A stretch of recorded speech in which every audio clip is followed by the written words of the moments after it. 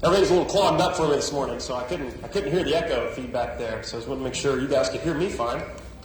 We are continuing our series through the book of James, which we have subtitled Religion Beyond Borders.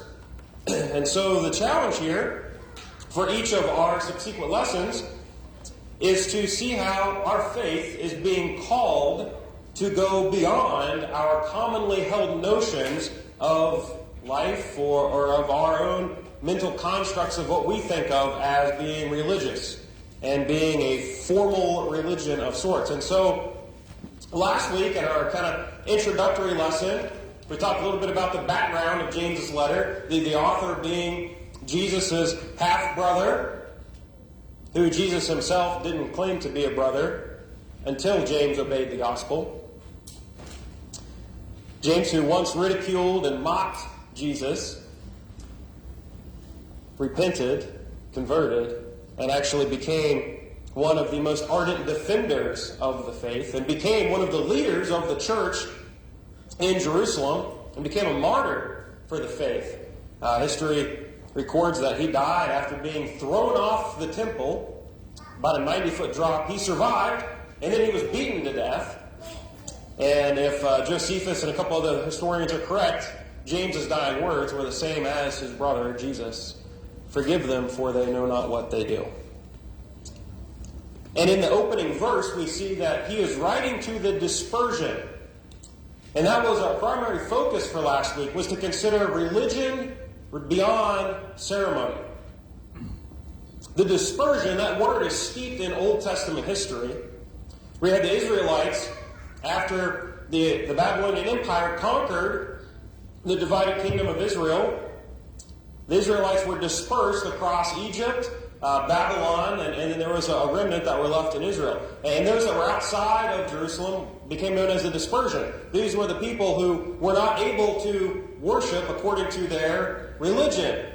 The Old Testament, the Jewish worship, mandated worship take place in the temple. And there was all these ceremonial and ritual practices and laws that they had to observe. And so they were having to figure out, how can we still be a religious people outside of the temple? We don't have access to sacrifices. We don't have access to the priests anymore.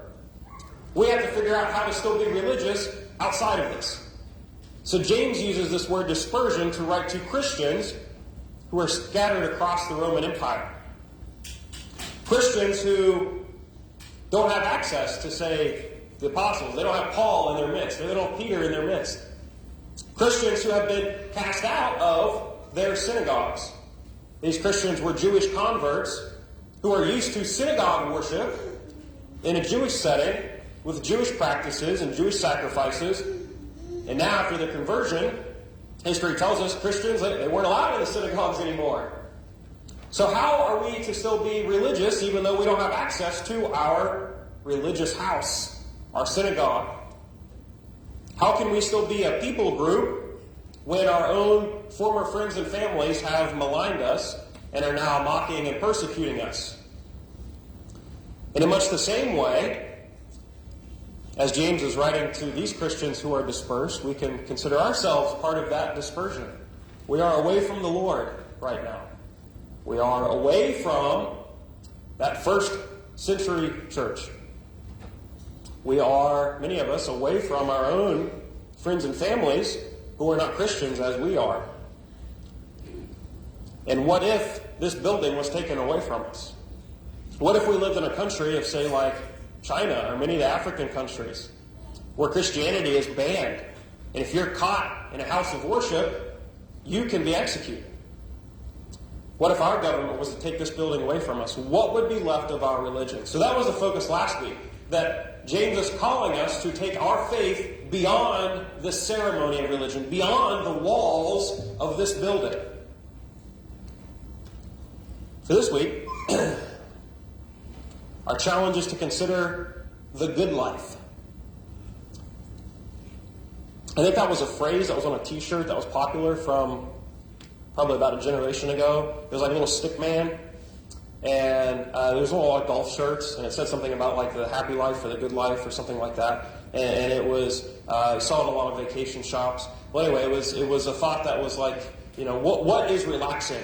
What is the good life according to you? Is it being out on that golf course? Or whatever the case may be. And so that's the question I want to ask you guys is, what is the good life to you? How do you know that you have made it, quote unquote, made it in life? I saw a recent post online in which people were sharing these benchmarks in life that told them that they had it all, that they had truly made it, that they were rich. And so some of these things that people were sharing, these like little aspects of their life that was evidence that they had a good life, were things like, when I owned a refrigerator that had an ice maker in it, that's how I knew I was rich. When my kids had more than one super soaker and they didn't have to share toys, that's how I knew I was rich. When my kids didn't have to share hand-me-down clothes, that's how I knew I was rich. What are the comforts in your life that you enjoy and that let you know that you have a good life? Well, we can really think about three different categories that this might fall into. There's the material comforts, such as, do you have a nice house with a roof that doesn't leak? Do you have a working air conditioner and heater? Do you have a reliable car that allows you to get to where you need to be without having to constantly take it to the garage to be fixed? Do you have a steady job that pays the bills and leaves you enough left over that you can establish a retirement fund? Do you have more than one set of clothes? What about the social goods? Do you like being respected by your peers, appreciated by your friends, or your coworkers, or maybe even your boss? Do you have friends and family in your life that love you and that support you? Do you have a house full of kids that always have food in their bellies? These are social things that might indicate that we have a good life. What about physical things? How is your health? Do you have good physical health, good mental health? Are you burdened with daily issues that somebody with, say, diabetes or thyroid problems might struggle with? Are you currently facing an urgent issue such as cancer? Are you fighting the battle of anxiety or depression that just eats away at your soul? You see, when we have these physical health things, we can say we have a good life. We build our lives around these comforts. It's the reason we work so diligently, is to try to provide a comfortable life for ourselves and our children, and if we're doing it rightly, for our church family as well. We seek out these comforts to make life more pleasing, more tolerable, more enjoyable, more fun, and even more relaxing. But what happens when the walls of these comforts come tumbling down? See, our next lesson, subtitled Religion Beyond Comfort. We're looking at verses 2 through 11. When we talk about going beyond our comfort, kind of the hot phrase of today is this question: why do bad things happen to good people? James gives us one of the most definitive answers to this question in all of Scripture. Before we get to his words, I do want to quickly consider the three possibilities for why bad things happen to good people. It could be the sins of others have brought harm upon you. I mean, this was the fate of the Israelites who remained faithful, even though their neighbors disobeyed God, and because of that, they were subject to being enslaved.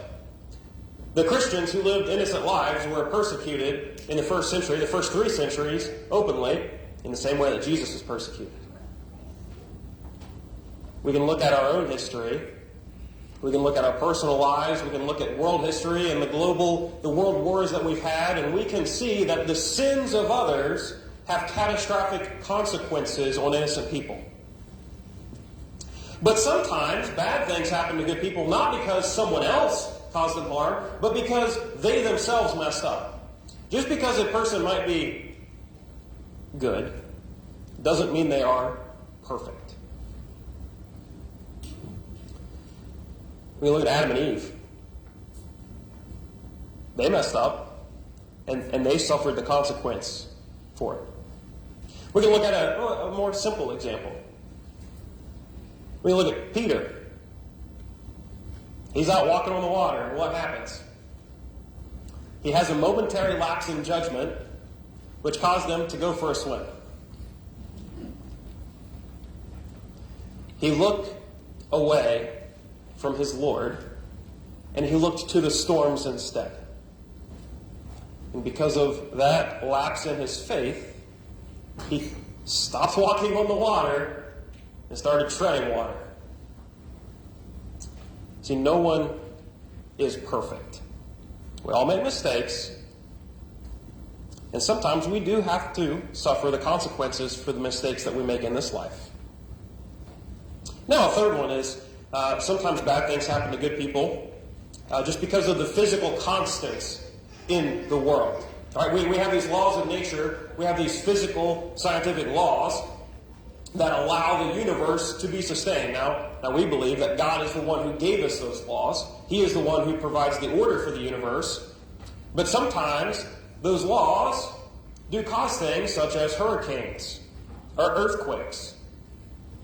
Because the shifting of the tectonic plates, which allows the surface of the earth to refresh itself, causes earthquakes, which can cause significant damage to people. So sometimes bad things happen to good people just because it's the natural status of our fallen world, post-Eden. That there's these physical constants in place that sometimes will cause harm.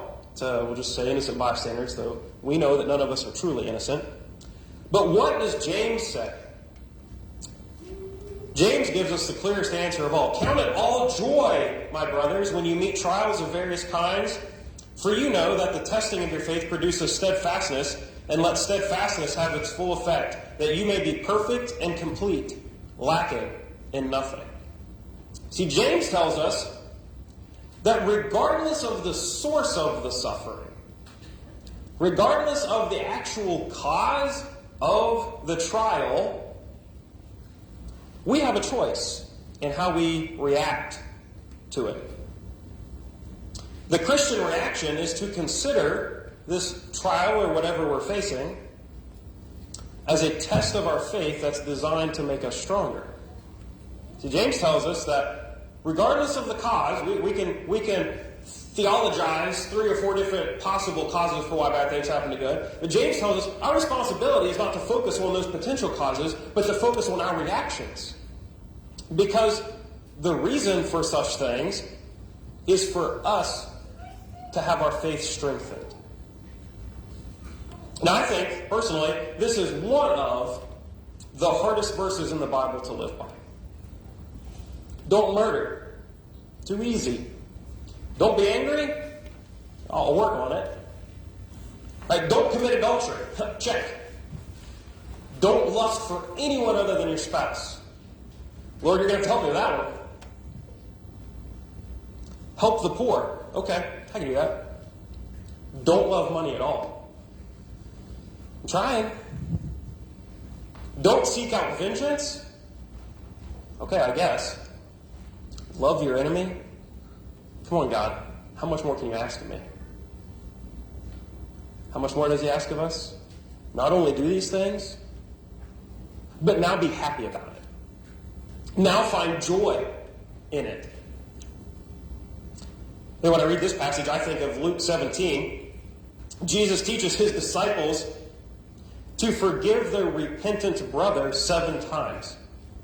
And they say, Lord, increase our faith, because we don't have enough faith to give that type of forgiveness.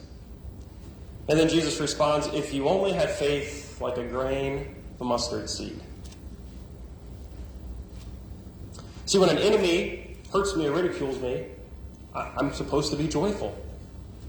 When a friend betrays my trust, I'm supposed to find a way to be happy about that. When the comforts in my life are taken away, all those things that tell me I have a good life, if all of them are stripped away from me, regardless if it's from a natural disaster, or I personally fall sick, or somebody steals it, I'm supposed to maintain a level of gladness in that. When my soul is even plagued with temptations to sin, I'm still called to rejoice for those temptations. What is James talking about here? James is letting us know that there's a difference between how an unbeliever reacts to trials in this life and how a Christian is supposed to react. When facing different types of hardship, we can see some of the normal responses that we have, that others have. Think of the responses you've seen over the past week in the news over different topics. We see things like when hardships come, we see anger, we see envy, we see cynicism, we see paranoia. Perhaps we even see cowardice or sorrow. But for the strong, we see some that respond with confidence or bravery and courage in the face of such trials. But what makes the Christian response different is that there's joy included in it. I'm not just courageous in standing up to whatever trial I'm going through, but I'm going to rejoice in it. This situation might make me angry, and if we're doing it biblical, it would be a righteous anger because we're upset over sins in the world. It's the only type of anger that is kind of allowed, a righteous anger. But this might make me angry, but I'm still going to find a level of joy in feeling that anger. But why joy? James tells us it's because it's what makes our faith stronger. That is what makes us a better Christian, and that's the reason to find joy. Not because we enjoy being hurt or betrayed or feeling loss or feeling pains, but because we acknowledge there's something more to this life than the physical hardships we feel.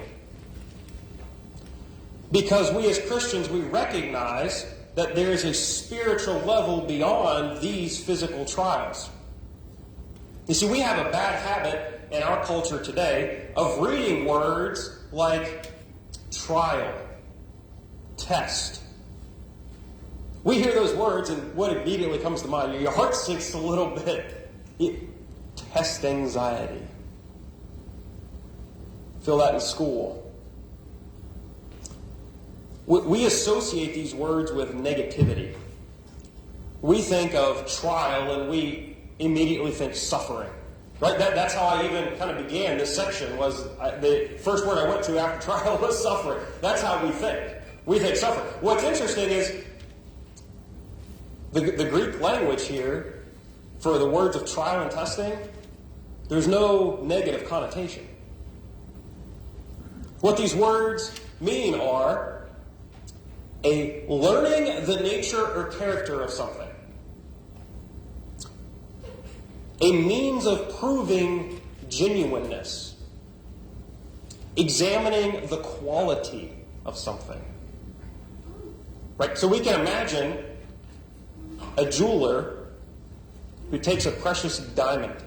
A diamond, by the way, that's been formed through immense pressure. If I remember correctly, it's something along the lines of like 700,000 pounds of pressure with over 2,000 degrees of heat to form a diamond.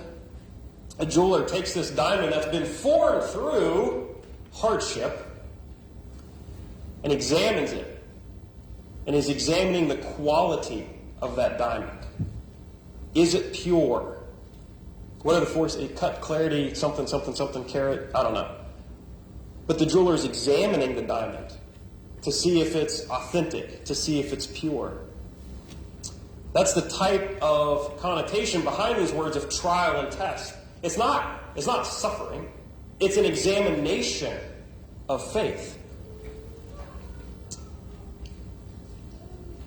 Just as a funny example, who here has ever used a ratchet strap? I think most Most people have used a ratchet strap at some point in their life. And if you're a dad, what's dad law require of you?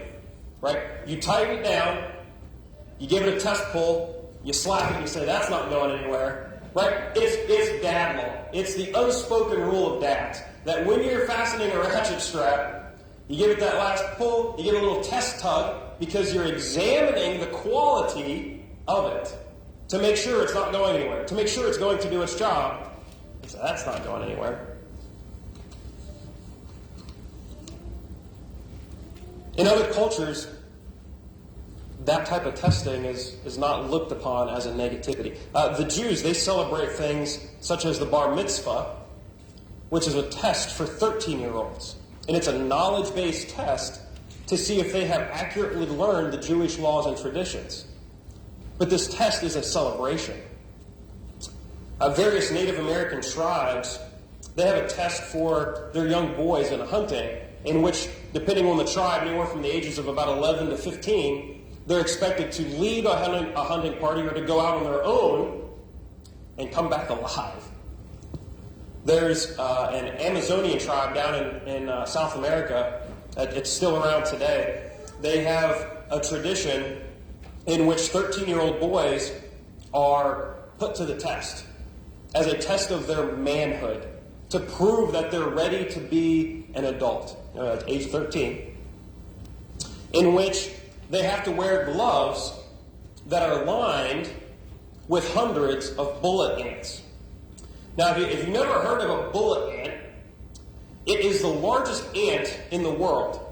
And it got its name because these bullets, they don't just bite. They have a big stinger. I mean, it looks like a big fat gauge needle. And it's filled with a neurotoxin that when it pierces the skin, each sting feels like a gunshot wound. That is how painful each sting is. But what's fascinating with these bullet ants, regardless of how painful it is, there's never been a recorded death from it. And so, as a test of their manhood for these 13-year-old boys, they have to wear these gloves that has hundreds of ants. They're getting stung hundreds of times on their hands, and they're not allowed to cry. And this is a celebration. This is something they look forward to. They want it because they want to prove their worth. Today, we think of tests as hardships instead of what tests truly are. They're opportunities to prove ourselves. They're opportunities to strengthen and deepen and to share our faith. It's the reason that we practice our sports, right? For sporting teams, especially at the professional level, they practice year-round so that come game day, they're ready for the test. We respond with joy because we recognize there is an eternal component at play when we face physical hardships. Our focus is not to be on what is my body going through, but rather how is my soul being strengthened through this trial. Each trial that we face is an opportunity for us to examine our faith, to identify the weak spots in our faith so that we can learn from and grow in these things. And so we see a pattern in this passage of joy, trial, endurance, and then a perfect and complete Christ-like character. We see that trials, they come from both internal and external obstacles, right? Internal, we'll talk about those more in our next lesson. Those are the temptations. The external are all those threats to our good life, right? All those things that challenge our comforts, all those things that challenge our status quo, the things that make us feel uncomfortable. And when we overcome these trials, we develop endurance. Endurance as that, the actual word hupomone is to remain under pressure in Greek. It's that ability to withstand pressure. And that strengthening comes through overcoming trials. There is no other way to develop endurance than to go through trials, than to go through tests.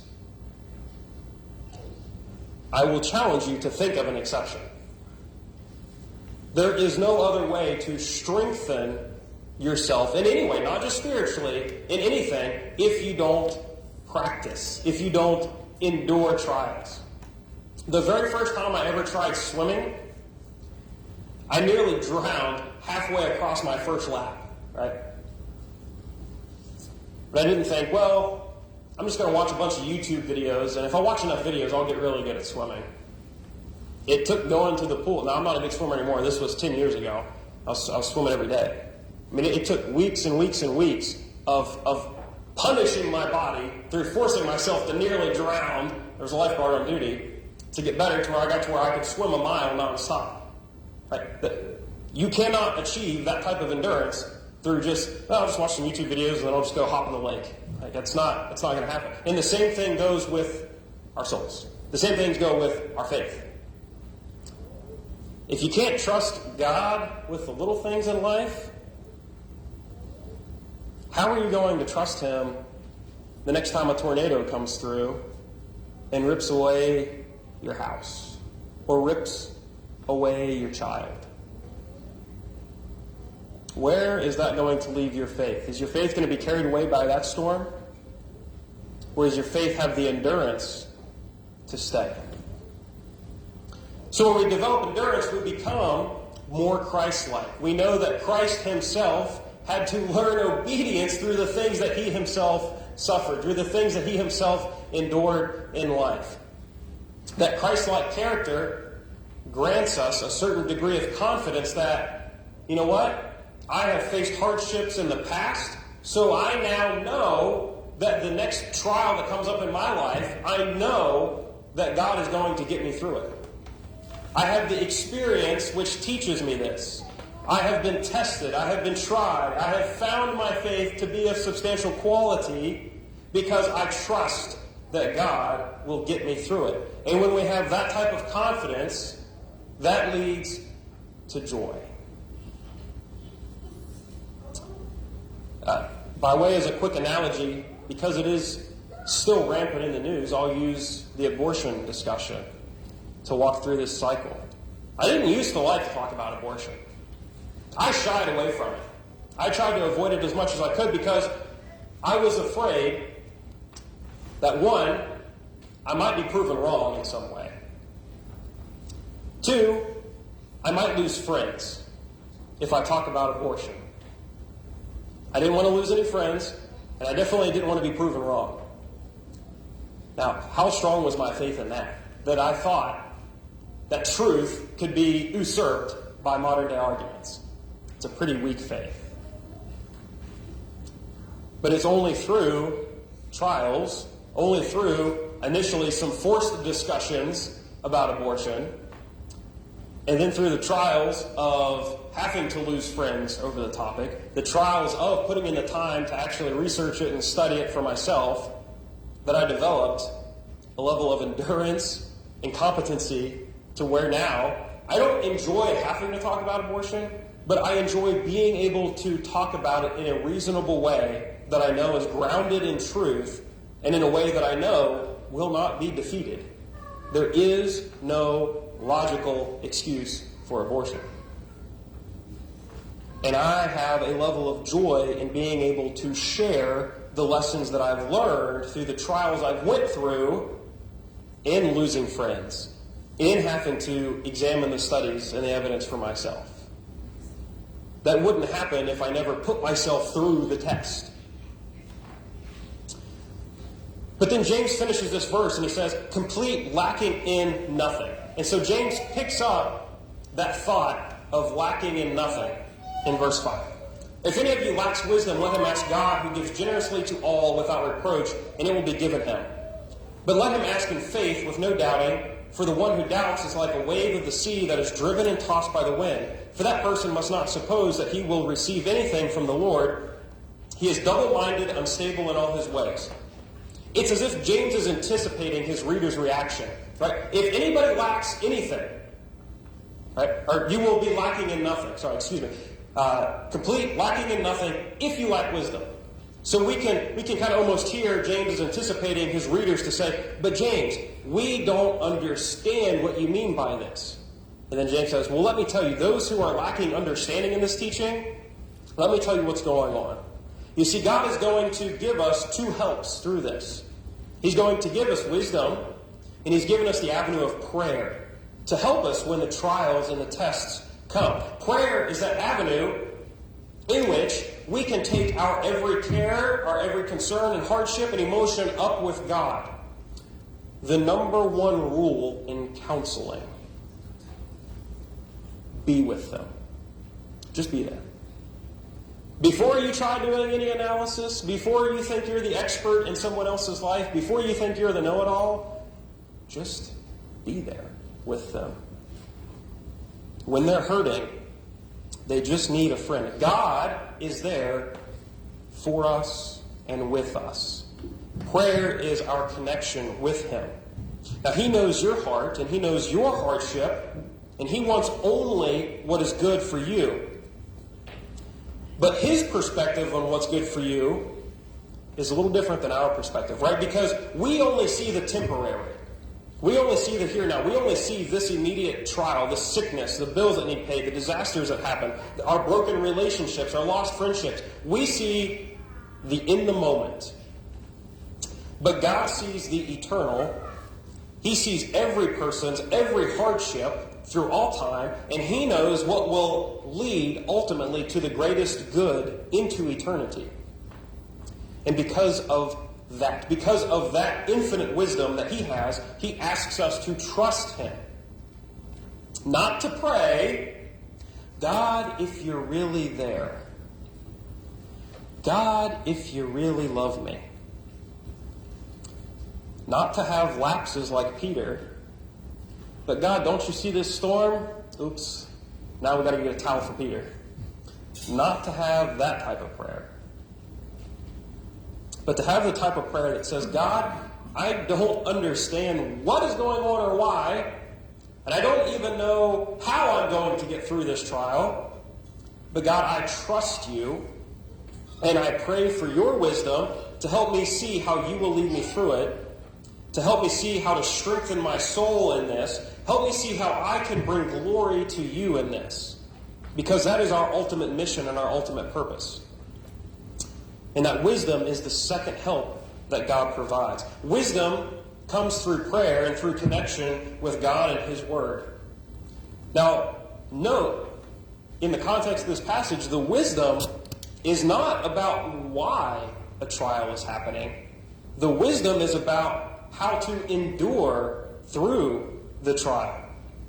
Wisdom is coming to lean on the Lord of comfort, the one who strengthens us. And it's through this divine wisdom that we may come to realize the spiritual edification that has occurred after the trial. Sometimes the wisdom, the lessons that we might learn looking back on trials, is the destructiveness of sin. Sometimes that lesson is the true quality of that friendship. Sometimes the lesson is on the brevity of life. Sometimes the lesson is simply trust more in God and less on yourself. But true wisdom doesn't stop there, because wisdom, what's the common explanation for that? Wisdom is knowledge applied. Right? You can know all the facts and all the reasons in your head, but until you begin applying it, you haven't received and gained true wisdom, right? If you return back to the same sins that got you in trouble, the wisdom hasn't really sank in yet. If you go back to making friends of the same type of quality as before, you haven't really learned the lesson. If you go back to a life of pursuing material gain despite the shortness of life, you didn't really learn about the brevity. If you go back to relying on only yourself, then you haven't truly gained an appreciation for God's power and wisdom. True wisdom is the ability to say, God, I don't fully understand what's going on, but I recognize this trial was an opportunity for my faith to grow and was an opportunity to teach others. Which brings us to James's next point, which is our last section for today, James transitions. Who is that incomplete man? Who is the man that's unstable in his ways? Who is the man that lacks wisdom? Verse 9 through 11, let the lowly brother boast in his exaltation, and the rich in his humiliation. Because like a flower of the grass he will pass away. For the sun rises with its scorching heat and withers the grass. Its flower falls, and its beauty perishes. So also will the rich man fade away in the midst of his pursuits. The incomplete, the unstable, the unwise man is the man who spends his life not recognizing the spiritual nature of these trials that he faces. The man who pursues earthly gain instead of spiritual edification. The man who's incapable of finding joy amidst the trials and only finds joy in the good life. The man who doesn't seek to strengthen or to test his faith, but instead chooses to only pursue his next physical comfort. That is the type of person we're to avoid becoming. You see, the rich man and the poor man alike are called to recognize that true wealth is found only in Christ. True wealth is the hope that is found in Christ. For those that are poor, we're called to not let poverty stop our hope in heaven. Look at people in undeveloped countries. We are not envious of their life. No electricity, no running water, no social media. Well, that one might be nice to have. One of my good friends, his name is Joe T. He helped with the college program that I mentioned in the adult Bible class at Fairmont State. He's from India. He was a missionary from India wanting to come preach the gospel in the United States because he said that's where God needs to be heard the most. So when I preach in India, people will hike through tiger-infested jungles for days. I believe the one village he preaches at on occasion, it's a 4-day trek through the jungle. There's no roads or anything. It's just terrain and deer paths. It's a 4-day hike through the jungle. He said people will make that trek to hear the gospel. But people can't be bothered to even just open up the Bibles here in the United States. He says, now you tell me who needs God more. I did a research project on mission trips in Nicaragua last year, and one of the things that stood out to me that I'll never forget was the mission program that I was interviewing the director, and I was looking through his website and just the work that they've done in providing resources such as fresh water to these villages in Nicaragua. It's a very poor country.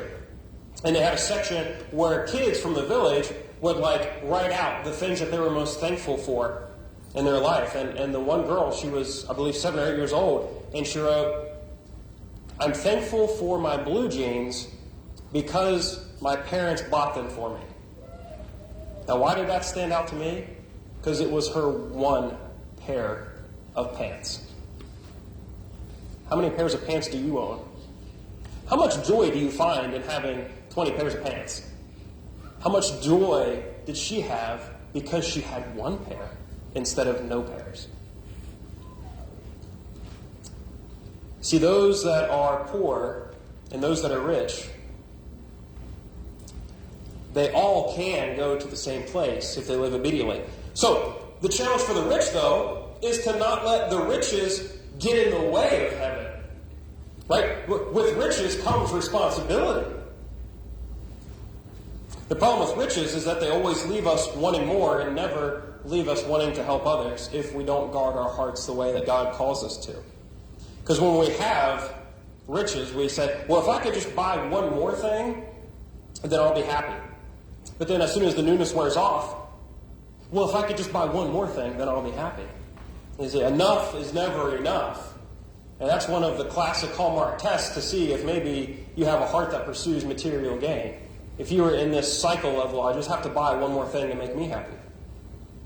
If we try to quench our soul's desires with material gain, our souls will be burnt up with the fires on Judgment Day the same way the flowers of the field burn up.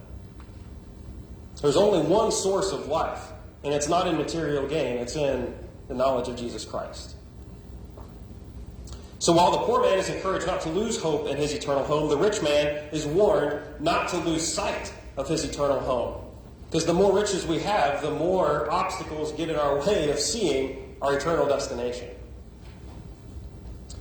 That is the type of wisdom that will get us through our trials. The eternity-focused wisdom. So to conclude our lesson, James is challenging us to consider trials as an opportunity for our souls to grow. To consider that God gives wisdom to those who faithfully seek it. To consider that we will always be the incomplete man as long as we define the good life by material comforts. James is challenging us to consider that Christianity is a religion that goes beyond physical comforts. When our comforts are taken away, the reason for the loss is not as significant as our reaction to it. When facing trials, we react in such a way that strengthens our faith by moving forward with the strength of the Holy Spirit in such a way that exemplifies true faith to unbelievers, that they might begin to question their own eternity. A Christian responds to trials with a trusting joy in the Lord that seeks out His wisdom on how to continually bring Him glory. Now, this is the part where it was closed with an invitation. And I will say that none of us are living this perfectly, and I won't say none of us, I'll say all of us can't be living this perfectly because I'm not living that perfectly. The ability to find joy in every trial that I face, I'm not there yet, but I'm trying to get there. And so, as we prepare to close, and as Jeremy gets his song ready, I want to open it up for anybody who's going through trials in this life that is having a really hard time, that we can help you with. If you're going through any type of loss, let your church family help provide the healing. If you're struggling with sins and you need help overcoming it, we would love to pray with you. If you know that you haven't been united with Christ in baptism for the forgiveness of your sins, don't waste the opportunity of today. There's so much more to this life than the physical goods. There's a spiritual home for us that's granted to all those who have their sins washed away. So if there's anyone here that has any needs that we can help you with, we ask that you would come forward as together we stand and sing.